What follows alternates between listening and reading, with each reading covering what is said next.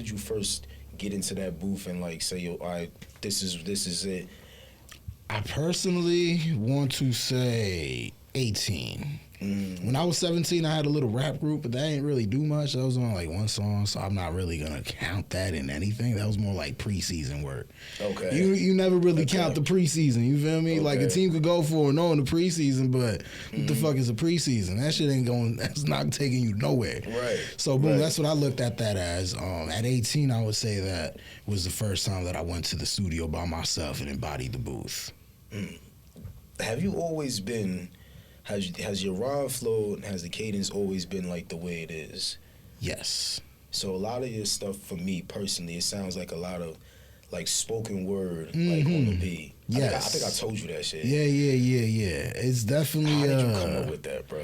Honestly, I don't even think. At this point, my process is just like my one friend calls it a flow of consciousness. Ooh. So I just play the beat and I just let my brain do whatever it does, like, you know. Fuck your life, you watching Hip Hop Gems TV, you heard? Yes indeed, man. We back, Hip Hop Gems TV. I'm your host, Ty. We back with yet another gem. Got my guy TIG here. Peace. And I'm gonna call you Genius, brother, because I just Appreciate feel like that. the name is so fucking fitting, brother. How are you, man? I'm doing well, man. I'm doing well. Could be better, could be worse, but I feel blessed nonetheless. Absolutely. We are alive and we are here. You know what I'm saying? So, man, TIG, let's get into it, man. Let's jump right into it, actually, so to speak, man. Why don't you let everybody know about a little bit about yourself? How did you come up with the name TIG? And how did you get into this space here? So, I was making music. I decided to make music at like the age of 15. So, being that, I would study it from like, I would say from 15 to 17. And I was always called Tiggs. My last name was Antigua, and people would just shorten it with Tiggs. So I would always run with Tiggs, TIG. So when I first started to make music, I would go as TIG. But I was in a really annoying town, and people would try to call me Tiggy Smalls, Notorious TIG. They would just do runoffs of beat like, you know, a Biggie, and it was annoying. Yeah. So like, you know, I wanted to stand down. I wanted to be my own character, my own guy. So while I was not paying attention in class, I was trying to figure out like acronyms for TIG, and I'm sitting with my boy. And we just writing shit down, and then I said the I of a genius, and he like looked up. And I'm like, all right, fuck it.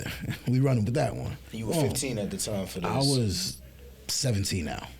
And at the time, I'm 17. The I was genius. Yeah, shit. At 17. From 15 to 17, I was just practicing. Right. Practicing how to write, practicing how to rap, listening to music, studying cadences. Who were some of the artists you were listening to? Tupac, DMX, Big Pun, Guru. Who else? Wu-Tang, all of them really. It's a fucking lot. I really can't. I mean, that right there says enough. The fact that you was listening to Guru. Yeah. That was my childhood favorite coming up. Okay, word. I was listening to Gangstar since I was like 11, bro. Gangstar is dope. Nigga. Gangstar is amazing. Amazing. Because of Gangstar and Guru, I was able to like embody a jazz style. So which we hear in your music. Yeah. I have an uncle out in Dominican Republic who used to be a jazz musician. Really? So he would play the trumpet. So it's somewhat in my body a little bit. Yeah. Enough for me to fucking hear it. To quote my pops, man, on this, man, listen, Gangstar Guru, gifted unlimited rhymes, universal. If it ain't, listen, if he ain't there, if he ain't in your top, whatever, I don't know where you at with yours. So it's just like, you know, that's amazing to hear, man. So you said you got an uncle who's doing jazz and DR. Yeah. I want to tap into that a little bit. Uncle doing jazz and DR, you being Dominican, how do I want to word this?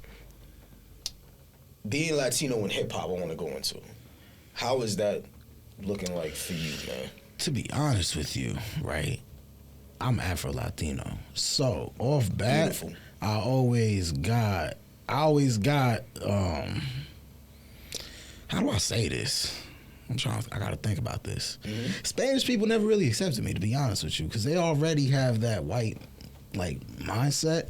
Really? Yeah, so like I was always, you know, I was always called all the black slurs. I was always called all the crazy shit. You feel me? And because of that, it was kind of easier for me to fucking be myself and be around my people and my community. So going into hip hop, it was never really a Latino thing. Nah, it was always just a straight hip hop thing, street thing, urban thing. And yeah, that's pretty much it. I never really thought about me being a Latino rapper ever, really. There was one time where I met Bodega Bams and I told him that I was Spanish, and then he was like, yo, we gotta stick together, bro. We the Mexicans, Latinos, Dominicans, da-da-da-da. He was drunk, though. He had to be drunk. But, you know, like, I appreciate and respected the words. But, I never really thought myself as a Latino rapper. I was always just a nigga that can rap. That was it, you know? I asked that because, you know, there's been, you know, the constant debate of, like, Latinos wasn't here, they was not here to start hip-hop, and, you know, you hear that a lot, and I kind of feel like, I wholeheartedly feel like that's not true. Yeah. You know, in fact, I think it's kind of a silly kind of statement to make, personally. If people want to take it there, they was most of them was dancing.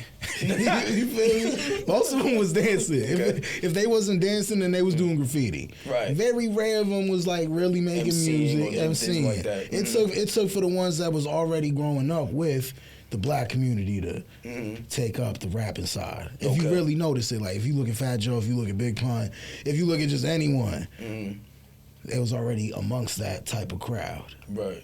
Other people, you know, it was always dancing and shit. That's such an interesting take on it, man. I had to ask you that, man. Definitely, I had to ask you that. I'm glad you provided such an insightful answer on that, man. But anytime that I do see the Dominican flag amongst the music industry, I use it to my advantage, and I tell them, yo, I'm Dominican. And boom, that's automatic pass. Like, yo, we brothers, we got... Like, yeah, cool. Like, cool. Like, it could work right now. Oh, man. So I want to tap into a little bit of, like, what it is that... Like, a little bit more of, like, who you are. Because, I mean, like, you're definitely more than just an MC. You pretty much, like, a well-rounded professional in, like, this space. So how did that come about, man? 'Cause I know you do photography. You just was finished telling on me how you did some production work.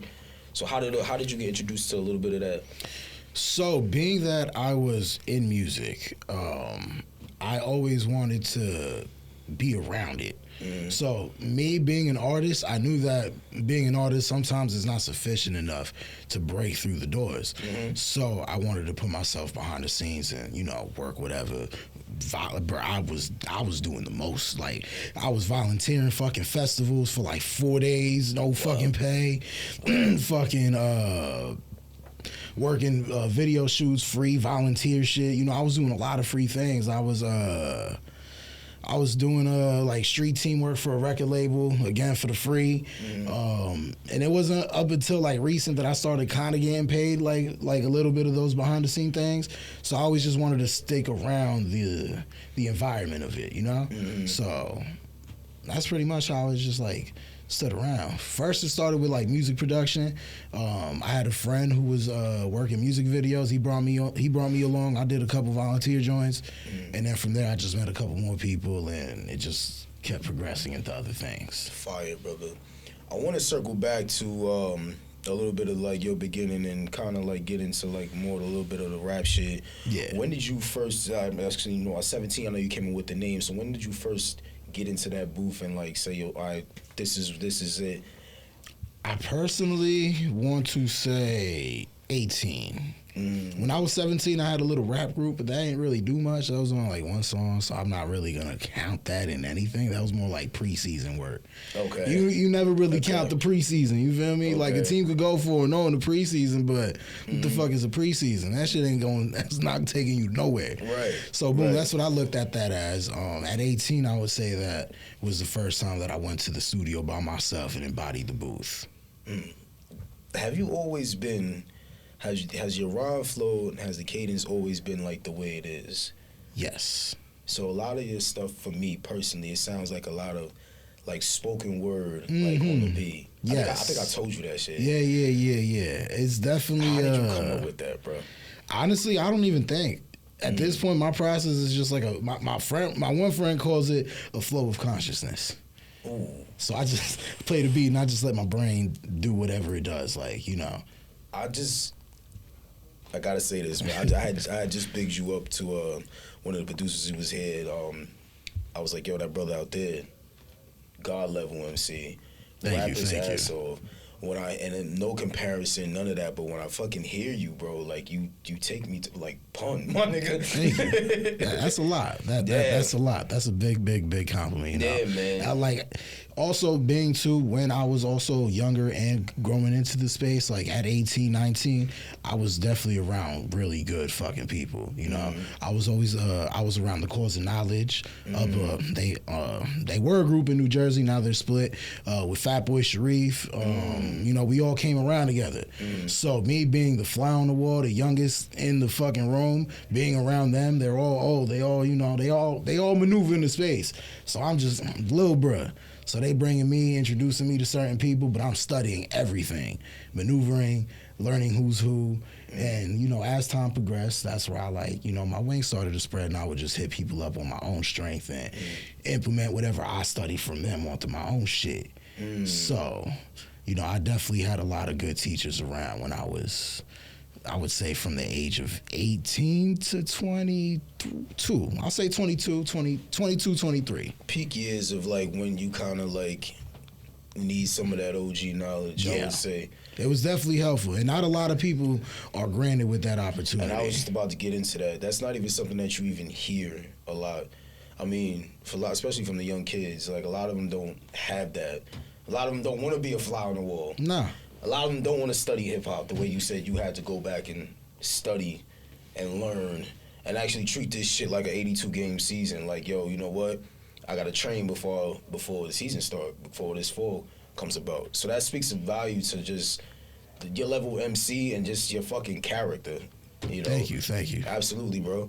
So, David Ruffin is the new single. Yes, David Ruffin. The cover art is amazing, by the way. Thank you. Absolutely. Shout out to IA art. You know, everyone using the whole IA shit. I use that shit through that. I'm not gonna lie.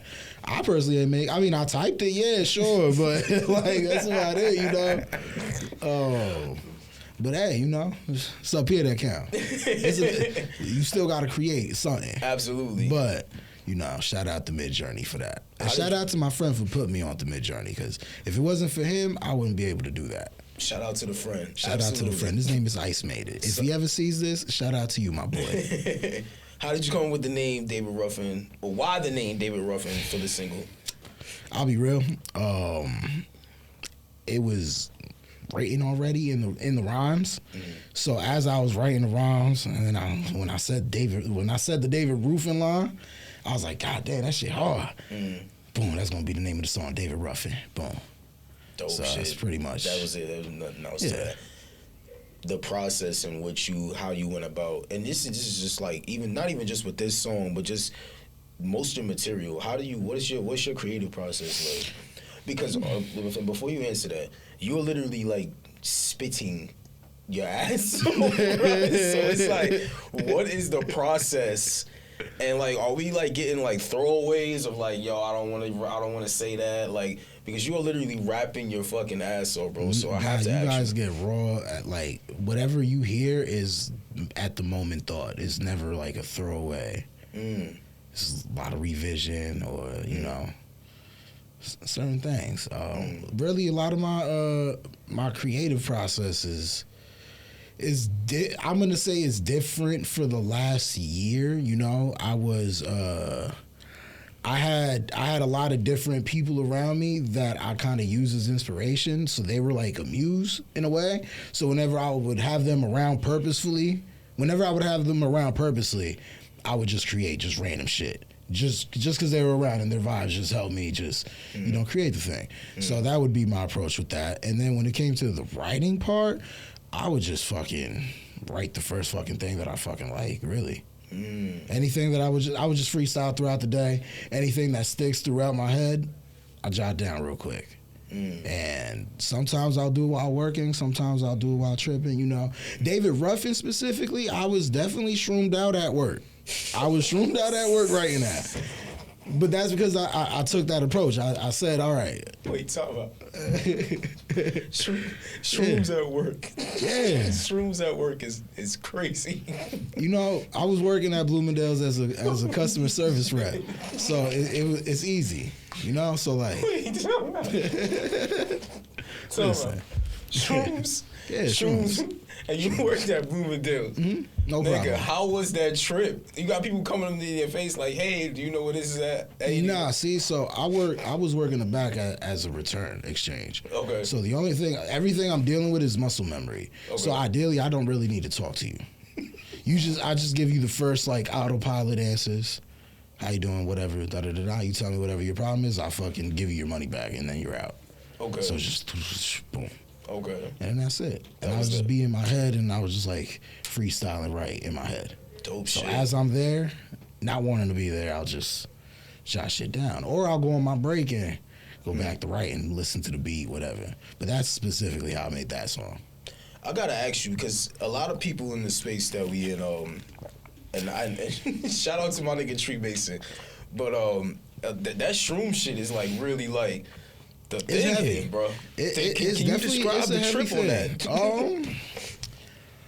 I did. I mean, it's almost the same for everyone, but it's not. But genuinely, I would say it's very groovy. It's very like fuzzy, wavy. You have no control of self, so that's number one. So if you're good with knowing the concept of not controlling, then everything's a fucking go. You just let fucking God and Jesus grab the wheel. At that Amazing. point, you know. Yeah. It's very introspective. You could use it for a lot of different things. Right. So if you have intentions with it, it could be useful. So if you want to focus and work, you could do that. If you want to read, do that. Creative writing, you could do that. You want to meditate, you could do that. You want to whatever.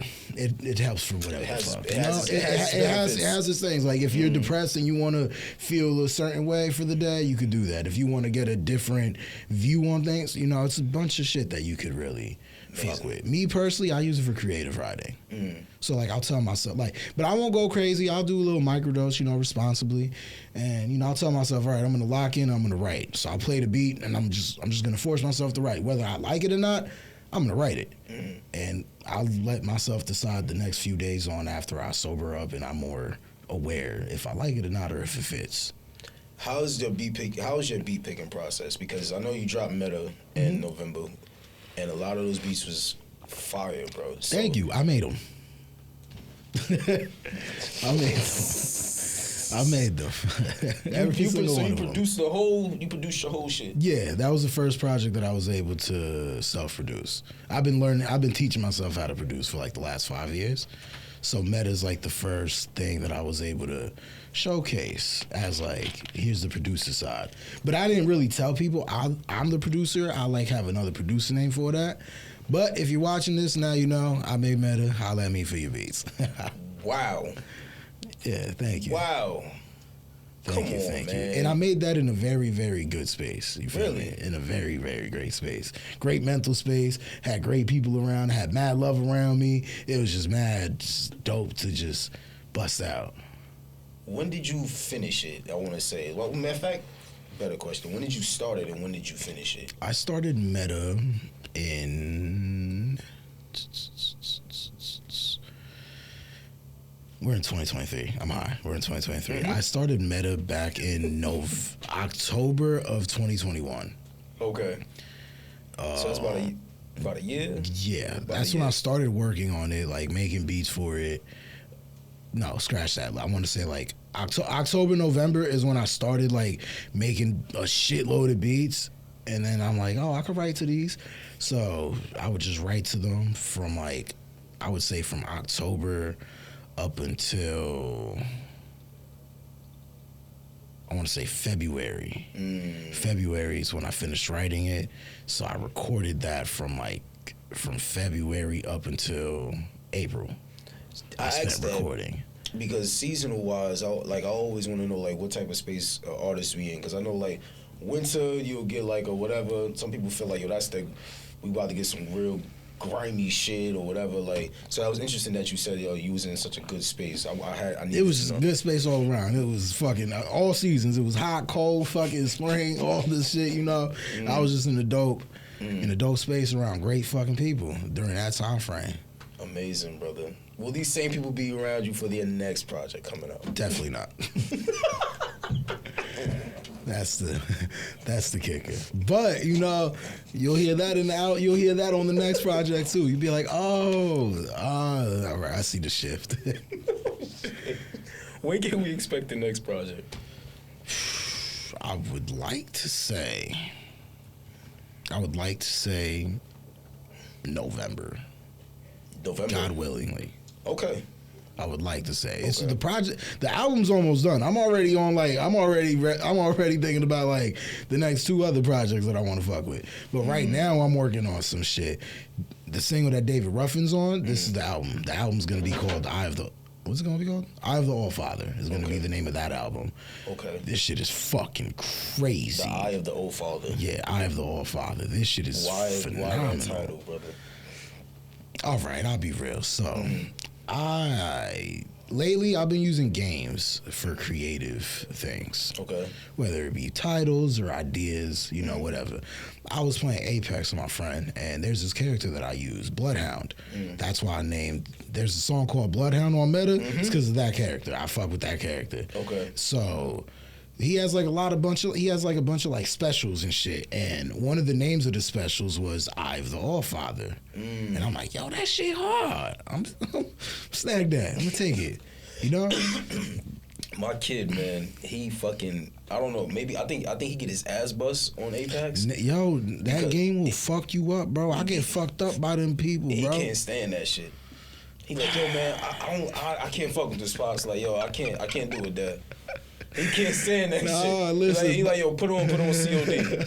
My friend be knowing I be bitching on that microphone. Yo, I be bitching on that microphone because I get smacked. And it's crazy because you'll get smacked by like 12-year-olds. Like, it's disrespectful sometimes. Like, I can't. So I just play Call of Duty and just slap everybody. It was like, we could just end it all right here. I'm going to smack Call of Duty on, smack you, talk my shit, and we could just end it right here. Apex, nah. I can't hold my shit on. Nah. Listen. I've never played it, but he definitely be coming in the room like, yo, bro. Angry as hell. Get this shit away from me. blood pressure rising for no reason. And he just turned 13. Like, yo, get this shit away from me. I don't want to play this shit no more. Nah, I was definitely an angry gamer at that age. I'm not gonna lie. Yeah. I think some of us had. Me personally, I don't think I've ever been an angry gamer. Never. I rage quit a lot. Really? What? I got no problem in rage quitting. I say that pridefully. Pridefully, I will rage quit. If I'm not doing good, I'm gonna quit. P5 or Xbox? Xbox. Oh shit. We're not doing this. Come on, we can't do this on camera. We can't do this, man. Come on now, man. You can always come home, brother. I've been rocking with the Xbox for a little minute. I like the control systems. I just like the aesthetics. You know what's crazy? When I tell a lot of people that I had Xbox, I had the original, and I had 360. I made the jump when P4 came out. I was like, yo, let me just go back. Because originally I came up playing PlayStation. Okay. But made the jump when P4 came out, I was like, all right, let me get back up on it and see what's this going on. Xbox just kind of, I don't know what happened. Our relationship just, it went straight, bro. I feel you. My only thing is that no one really plays Xbox no more, so I don't really got no one to fucking rip it with, so I just be fucking watching Netflix. Or because of Call of Duty, it allows the fucking, what's that shit called? The maps or whatever. It allows crossplay. Oh, crossplay, yeah. Yeah, it allows crossplay, so the crossplay be holding me down with all my friends that do got PlayStation. Okay. So everyone that I play with, everyone is on the PlayStation. I'm the only one on the Xbox. Excuse me. It gives me Black Sheep vibes. I fuck with it. Yo. What would you say is the message in your music? Be yourself. Don't care and don't conform. That's pretty much it. You feel like since you've been doing music in a lot of spaces that you've been in, do you feel like you see that a lot, conforming? People kind of like... Everyone conforms. A lot of people conform. It's like no one specific. Everyone's just a lot of people conform, whether they notice or not. A lot of people conform, and I'm tired of conforming. Like I came to the point of just being tired of conforming. Why do I need to conform? So I put that in my music. I implement that in my workspace. I implement that in my business module. At least from the music side, I can't do that everywhere else, but I could do that in music. Wow, amazing Thank answer, you. brother. I was gonna ask you. My next question was crazy. Like, yo, really kind of. Well, now that we kind of got into the conforming thing, but cementing the legacy. What does that look like for you? A lot of more fucking blood, sweat, and tears. Oh, like a lot. I don't know how much more, but a lot. Like, Would you say that you kind of knocked on that door though? Whatever that you've been doing. Definitely been knocking doors. I don't know if they've been getting knocked down, but they definitely been getting, dented and a little fucked up. But soon enough, I'm hoping to break them shits down and just build my own fucking walls. Really, not fuck a wall. I'm trying to build my own fucking building. Absolutely, bro. But baby steps. I mean, shit, man. You walk in the path of a amazing. I mean, excuse me. You're blazing a path for yourself that is already kind of legendary in its own right. You know what I'm saying? Thank you. Absolutely, bro. Anything outside of like hip hop that we can expect for you? Because I know like the album is coming. Like, what are some other things that you got going on for yourself? Before I let you get out of here. To be honest with you, man, that's all I got going on for myself is music. It's just music and music all around. So albums and fucking more albums and more shows, you're gonna see my face a whole lot more. It's pretty much it. I'm ready to just fucking drop a back catalog and just flood. That's really what I want to do, is just fucking flood. I would love to see. Have you had any performances? You know what? I used to perform a whole lot, and then once COVID kind of hit, everything kind of like, and then everything kind of started back up. But all the people that was doing stuff before COVID is not doing anything no more, or they're not doing the things that they used to do. So now everything now is new fucking faces, new fucking people. So everyone that I used to know is not who I know now. So it's like I gotta start from the ground up again. But it's all good. I don't mind doing that. It's part of the game. But as of lately, I'm looking for performances. Okay. I'm trying to tap into the new crowd, to the new space, because back then, like, we ain't really have much, like, I would say, like, 2016, we ain't really have this, Like, we didn't have none of this, what we got going on right now. So, for me to see this now, especially in the New York side and then Jersey side, like, now it's time to fucking kick up and just embrace. Absolutely. It's a lot of guys from Jersey that I've had on the show that's been killing shit. And y'all just, like, y'all not far, as we know, like, y'all cross the bridge. But, like, y'all not far, like, from the scene-wise. Like, y'all in it with us. Yeah, literally. Y'all in it with us, man. Give us a gem, brother. A gem. Let me see. I gotta think about this. Because I've been on my philosophy shit for, like, the last, like, 6 months. But right now, I can't really think of anything. Let me see. A gem. Be water. Be water. Yeah. Water shapes into water. Everything. You don't want to be still water, because still water gets fucked up. Still water gets dirty. You want to just be flushing water, because anytime that water gets dirty or some shit happens, it eventually flushes out. But even that too, anything you put the water in, it's that, Take, brother. I've always, from tapping into your music, I've always felt like you were special. Thank you. I feel special. You are. And to have you here, man, and to, like, build with you, very humble, very, just, like, I don't know, man, your whole aura, your whole vibe is it's art to me, Thank you. I wish you nothing but the best, brother. Likewise, man. I love this platform. I love what you're doing for the hip-hop community. I love what you're doing for the artists. I love how you're showcasing artists. Good artists at that. You're not just showcasing anyone. So, we ain't gonna get into that. But, like... Absolutely. Real recognize real, and I appreciate anything that recognizes real. And not just because I'm in it, but, like, even, like, everything that's real, like, Absolutely. I fuck with, I fuck with Hip Hop Gems. I like what Chinatown Sounds is doing a lot. You gotta get on there, man. I do, but I feel like I'm not ready for them yet. Or they're not ready. No. They're not ready for me yet. That's the thing. That's what it is. Okay. So there's that. Before I let you go, now that you done brought that shit up, are there some artists in the scene that you would like to collab with, or producers as well? There's this one kid that was on that Chinatown Sound shit. I think his name is Ja King or Ja King Divine. That nigga nasty. That nigga's incredible. 88, the guy who just left here, he got records with him. Okay, yeah, nah, that boy nasty. And really, Joe, I never really. What I tell you about Ja King? I just fucking told you.